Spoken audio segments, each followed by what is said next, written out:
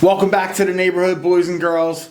Tonight we have a returning guest, Mike Ruehle from KW. Mike, welcome back to the neighborhood, man. Thank you, sir. We like to do a couple different types of interviews. We always do the intro interviews, but we always want to circle back with a lot of the veteran agents because this time now is a little bit challenging, a little bit troubling for some people. And I think a lot of the newer agents that pay attention and watch what's going on to see their friends on here look for some experienced, seasoned agents to talk about what they're doing now to stay afloat, to gather business, to do things. So that's kind of what I wanted to start off with you. How are you keeping busy? How are you navigating these challenging waters that we have here?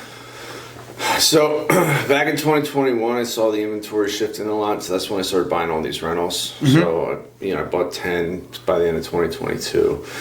And then I started seeing investors buying less because there's less to buy, the numbers are tighter, stuff like that. So I started buying more investments myself. So I kind of preemptively looked for like more funding partners, stuff like that. So I've been doing that, and then circling back with some past clients and stuff like that.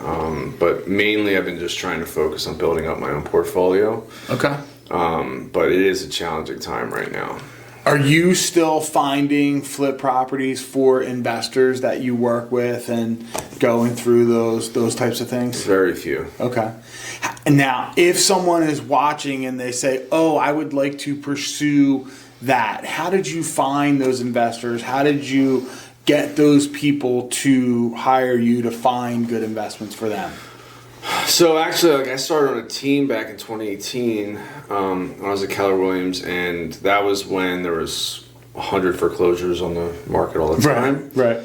And everybody, Flip or Flop was like a top-rated show, so everybody and their mother wanted to be a flipper. So the agents that were buyer agents, experienced on the team, preferred to take leads that were $300,000, $400,000, $500,000 buyers, and they would just kind of kick all the investor leads to me. Okay. Most of them were flops, but a couple of them came through. Okay. So that's pretty much how I came up with them, and then I've just been working with them, and if you help them make money, they're going to stay with you. Sure. What are you doing as far as professional groups, networking groups, meetups, anything like that? Are you participating in any kinds of those things?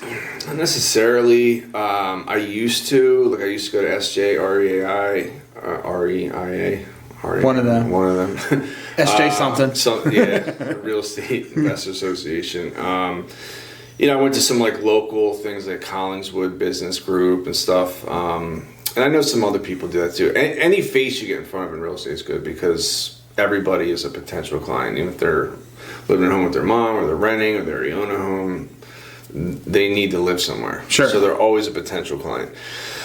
So now I just kind of look at it like I went out, fishing with somebody the other day as a wholesaler, and they were, I'm like, "Hey, what do you got?" I'm like, actually, this one just fell apart. Well, I just bought that one. Yeah. So sometimes I'm able to just kind of go with people that I know, and I don't do it just because of the fact he's a wholesaler. I mean, I enjoy fishing, we're friends and stuff like that. Right. But I just try to be around people, ask them questions, and just kind of go from there. And I post stuff on social media that has to do with flipping, so then I get people who reach out to me and go like, how do you do this? How do you do that? So I just try to be a person of value and just hope that it comes back around. Yeah, I think I was talking, we had a networking event yesterday, and I was talking to one of the people there that was not as proficient with networking and that kind of stuff, and I was telling them, like, you just got to put yourself in the room with the right people, and don't be a sponge, don't be a thief, don't just go in there and look to grab, go in there and look to be a resource for people.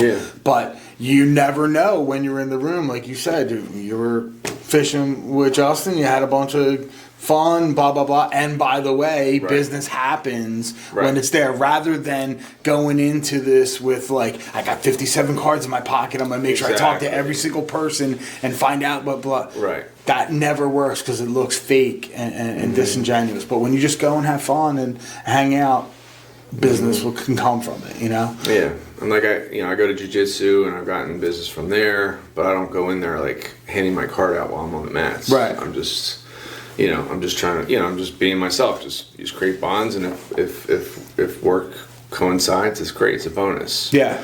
I tell a couple funny stories when I first started, when I did have cards and stuff. I was trying to hand out. I don't even know what my cards are, but when I did have like cards I was handing out, one of the first persons I gave to, I was looking at like a house of like 20,000, which again back in like 2018. But the guy next door came up to me, and he, I call him Billy Teardrops. He had a teardrop tattoo, and I'm like, hey, you think about buying it? And he's like, oh, my credit sucks. I'm like, well, here's my card anyway. Well, he ended up working for Roy, who's now a close friend of mine, who's also my like GC. Right. So he gave his card to Roy, and that's how that relationship went. Right. So something that like came out of nothing, just being open, that like you never know who you can get business from, or never know what opportunities come. Yeah.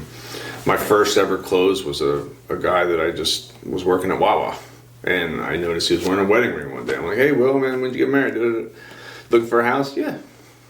Just like that. Just conversation, Yeah. simple, being a nice, genuine, normal person. Yeah.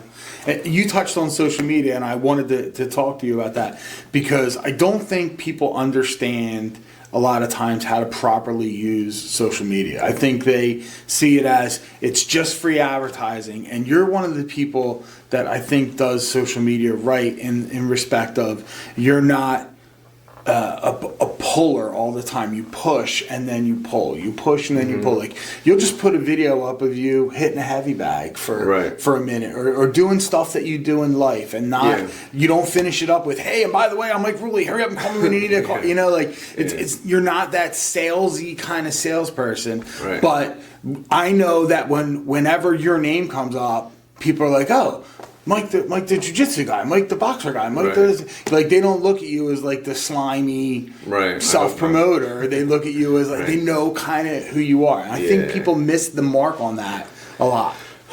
Yeah, I try to just mix it up. Like, I throw real estate stuff up there, but it's never like, hey, I'm a realtor. What are you doing? Like it's, I don't know. I feel like that's kind of implied as a realtor. Right. Like, that's kind of, hey, if you want a free CMA, give me an email. I mean, it's horrible.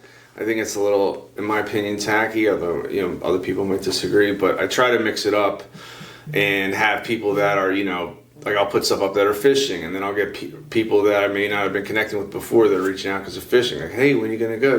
Now I'm like gaining a network of friends there. And like I said, if you get close with people, they feel comfortable with you, and then that's when you could potentially get business. Like I said, I don't do it like a sneaky way that like I'm secretly trying to be nice so that in hopes they're like, it's not about that. Whether it comes or not, I'm just trying to just have fun and do the right thing. And then if business comes along, so be it. I'm a firm believer that like money follows reputation and intentions, and not the other way around. Sure.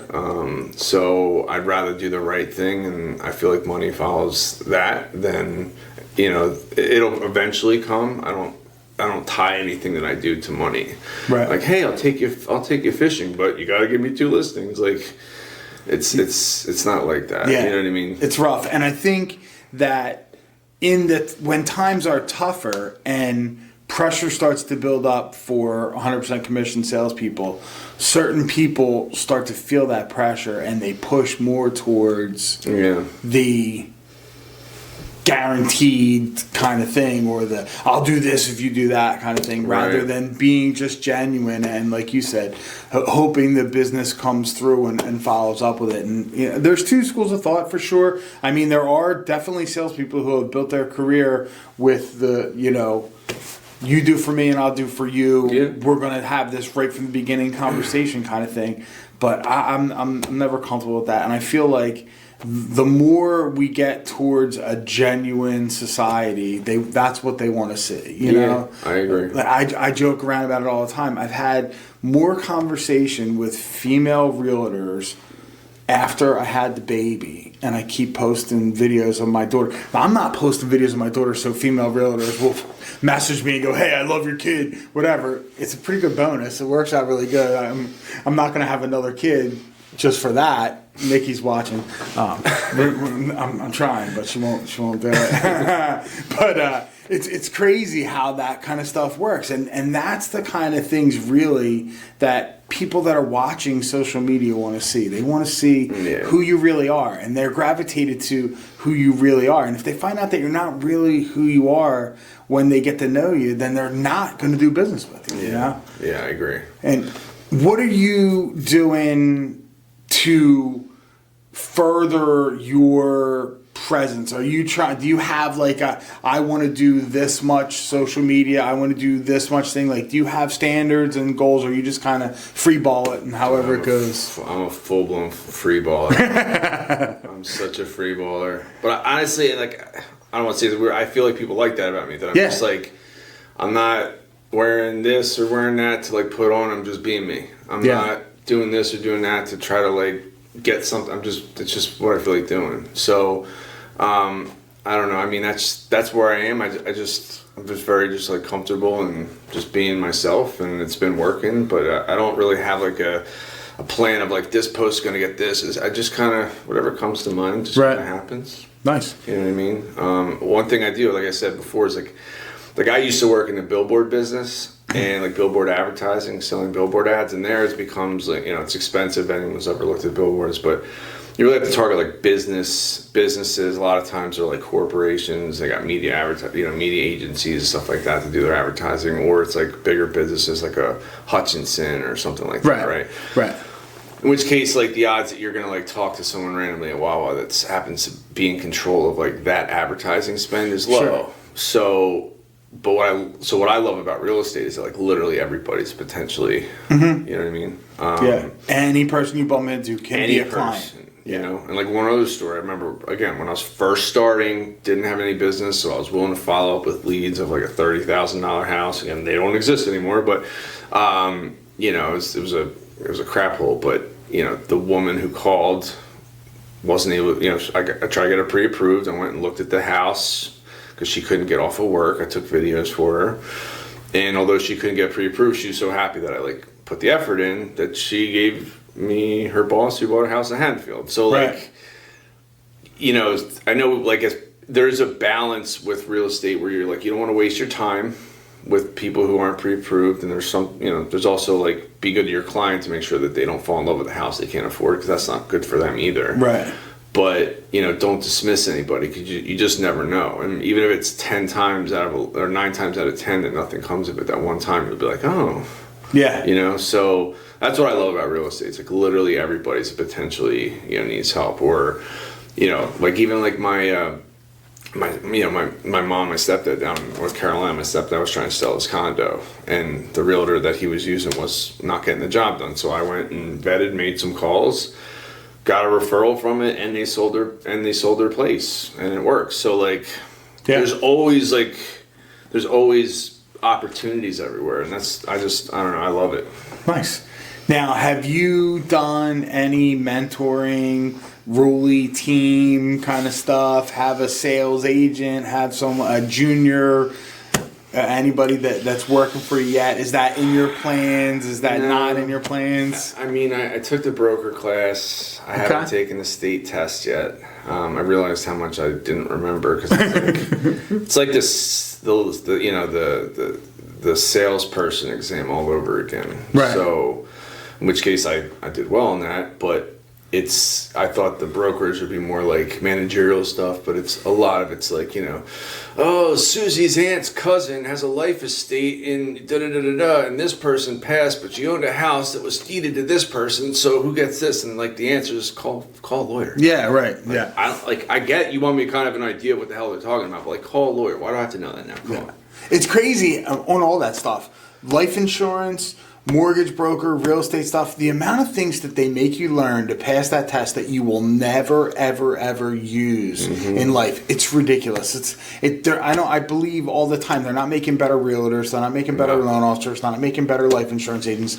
They're making people that can pass a test, and then you never, ever use that terminology or deal with those situations ever, ever again. It's ridiculous. It's even more so than that, because if someone came to me and said, if anyone came to me and talked to me about their estate no matter what type of estate it is, I'm going to say, who's your attorney? Right. And I'm going to talk to them. Yeah. Like they literally teach me not to give advice on stuff of matters of like specific contracts and estates. Yeah, so yeah. like the fact, I get you kind of want me to understand, like you don't want me thrown off, like what's an estate? But Right. at the same time, answer D should always be refer them to an attorney, and that should be yeah, like they go a little bit too much into Uh-huh. it. Like it just, especially because like they really harp on like don't give it legal advice. So that's where it becomes like, in my opinion, just a little annoying. Like I'd rather learn more about like real life stuff with real estate that you end up learning on the job, which can affect real people and Yeah. their money and their house and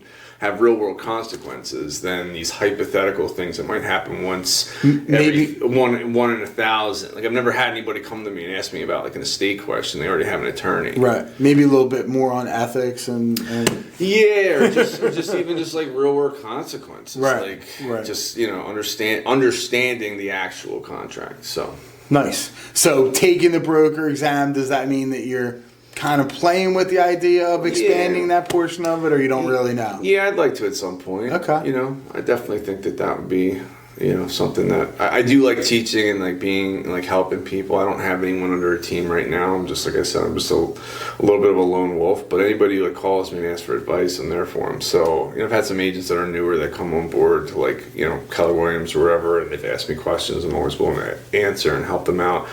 So I think at some point, like, you know, I'd rather make money being a broker than like an individual salesperson. Right. But like I said, in this market, I would just say that like what I do is I try to just diversify. You know, like I have, you know, some money in stocks, whatever. But for most part, it's like real estate. 'Cause that's what I understand. So it's flips, you know, listings, buyers, rentals, you know, whatever the case may be. And I try to like figure out like how much do I have to make, how many deals do I have to do, and then kind of backtrack in it, and how much money do I have, who's got this, you know, it's just, Yeah.